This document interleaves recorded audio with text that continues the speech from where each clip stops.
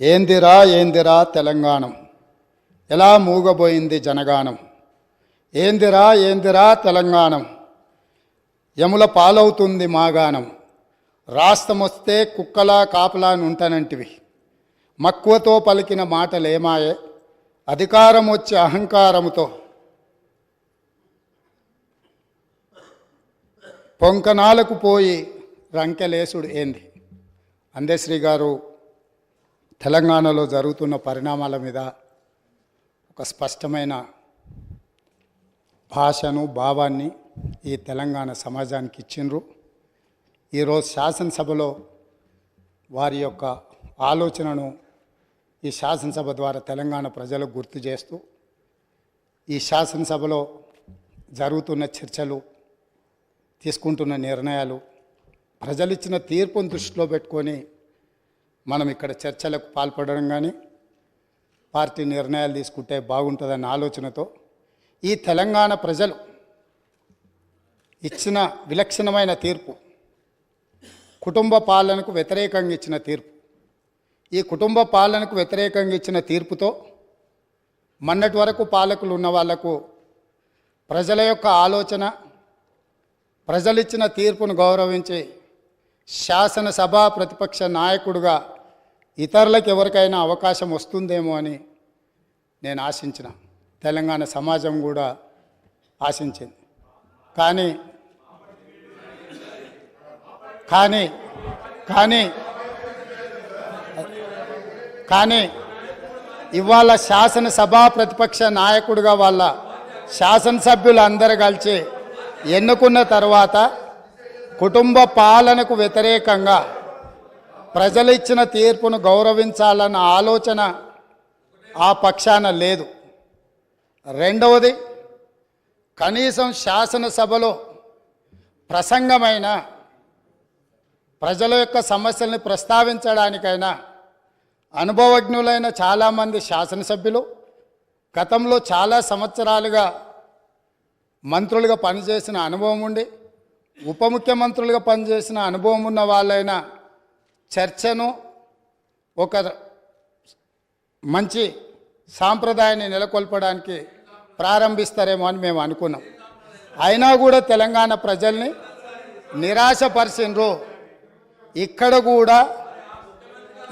కూడా కుటుంబానికి తప్ప అర్హులకు ఎవరికీ అవకాశం లేదు, అర్హులకి ఇక్కడ స్థానమే లేదు అని చెప్పి చర్చను ప్రారంభించడం ద్వారా ఈ పార్టీ కుటుంబ పాలనకే పరిమితం అవుతుంది.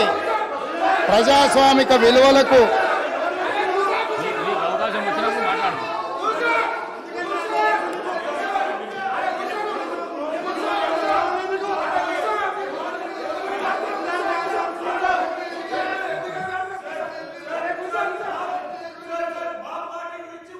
Sir, Speaker sir, I request honorable members. ఎందుకంటే గౌరవ ముఖ్యమంత్రి గారు జస్ట్ స్టార్ట్ చేసిండ్రు డిస్కషన్. మీరు అందరూ కూడా వినే ఓపికతో వినండి. మీనింగ్ఫుల్ డిబేటే జరిపిద్దాం. So we will come on sir, మీరు ఓపికతో ఉండాలి సార్. వాళ్ళంతా కూడా ఇంకా అధికార పక్షంలో ఉన్నారని అనుకోవద్దు. ప్రతిపక్షంలో ఉంటే మేము ప్రతిపక్షంలో ఉన్నాం అనుకుంటే ఇబ్బంది అవుతుంది.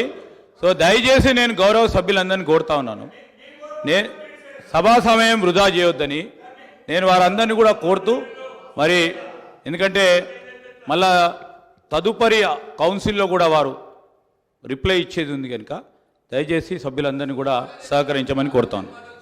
ముఖ్యమంత్రి గారు. అధ్యక్ష,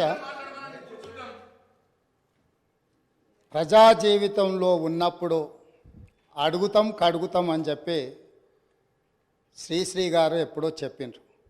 ఈరోజు మా కుటుంబము, మా పార్టీ, మా ఇష్టము అనే నియంతృత్వ పోకడలను సూచిస్తుంది.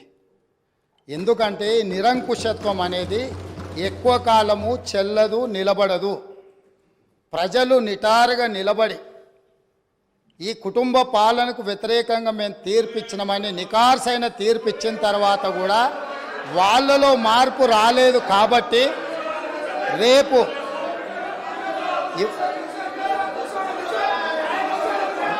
నిన్న నిన్న ఇక్కడున్న వాళ్ళను అక్కడికి పంపినరు. ప్రజా తీర్పును గౌరవించకపోతే అక్కడున్న వాళ్ళను అక్కడికి పంపుతారు బయటికి. కాబట్టి వాళ్ళ ఇష్టము, వాళ్ళు ఇట్లా ఉండకుంటే మంచిదని నేను అనుకుంటున్నాను. మేము ఇట్లనే ఉంటామంటే వాళ్ళని ఎక్కడికి పంపించాలనో ప్రజలకు తెలుసు కాబట్టి నాకేం అభ్యంతరం లేదు. ఇది వాళ్ళ పార్టీ ఇష్టం. అదేవిధంగా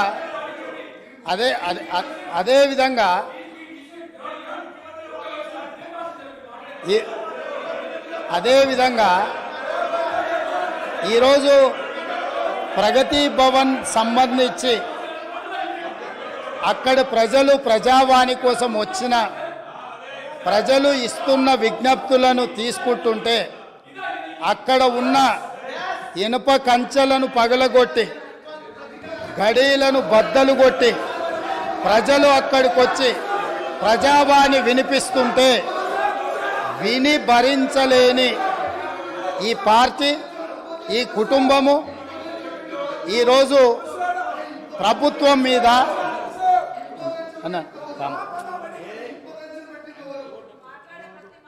ఈరోజు ఈ ప్రజలు ఇచ్చిన తీర్పును గౌరవించే కాంగ్రెస్ పార్టీ ప్రగతి భవన్ గేట్ల ముందు ఉన్న ఇనుప కంచెలను బద్దలు కొట్టి ప్రజలకు ప్రవేశమే లేదు, తెలంగాణ ప్రజల యొక్క చెమట వాసన మేము చూడము, ఇది నిషేధిత ప్రాంతమని నిషేధించిన ఆ ప్రగతి భవన్లో ఎల్బీ స్టేడియంలో మా ప్రభుత్వం ప్రమాణ స్వీకారం చేస్తున్న 1 గంట 4 నిమిషాలకు ఆ గేట్లు బద్దలు కొట్టి తెలంగాణ 4 కోట్ల ప్రజలకు ప్రవేశం కల్పించింది మా పార్టీ, మా ప్రభుత్వం. మీకు గతాన్ని గుర్తు చేయదలుచుకున్నా.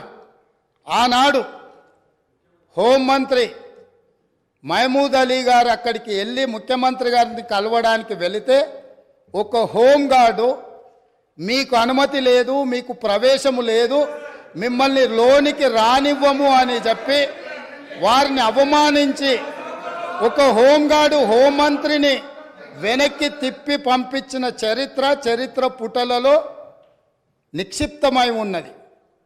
ఆనాటి ఆర్థిక మంత్రి, ఆనాటి వైద్య ఆరోగ్య శాఖ మంత్రి ఈటెల రాజేందర్ గారు ముఖ్యమంత్రిని కలవడానికి అక్కడికి వెళితే అక్కడ ఉన్న పోలీసు సిబ్బంది మీకు ప్రవేశము లేదు, మిమ్మల్ని నిషేధించినము, మీకు అర్హత లేదు, మీకు ఆ స్థాయి లేదు అని చెప్పి ఈటెల రాజేందర్ గారిని ఆ ప్రగతి భవన్లకు ప్రవేశం లేదని తన సహచర మంత్రిని అవమానించి ఆ మంత్రే స్వయంగా కన్నీళ్లు పెట్టి ఈ ఆవేదనను, ఈ దుఃఖాన్ని లోపల అదిమి పెట్టుకున్న విషయాన్ని 4 కోట్ల తెలంగాణ ప్రజలకు వివరించినప్పుడు తెలంగాణ సమాజమంతా దీన్ని గమనించింది. ఇదే కాదు, ప్రజా యుద్ధ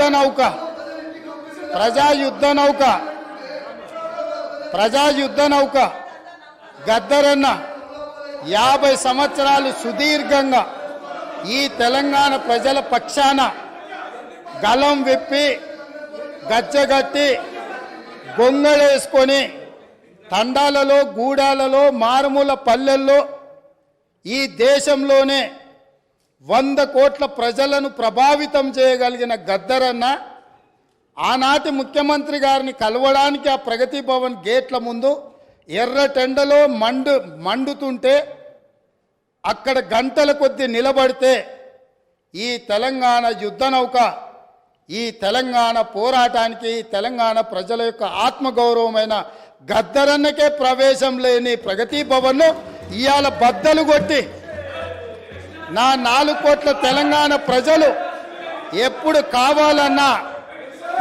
కావాలన్నా ఎక్కడికి వెళ్ళాలన్నా ఆ ప్రగతి భవన్లు గేట్లను, ఇనుప కంచెల్ని బద్దలు కొట్టిన ప్రభుత్వం మా ప్రభుత్వం, ప్రజలెన్నుకున్న ప్రభుత్వం.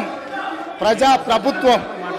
కాబట్టి ఆనాడు ముఖ్యమంత్రిని కలవాలంటే మంత్రులకు ప్రవేశం లేదు.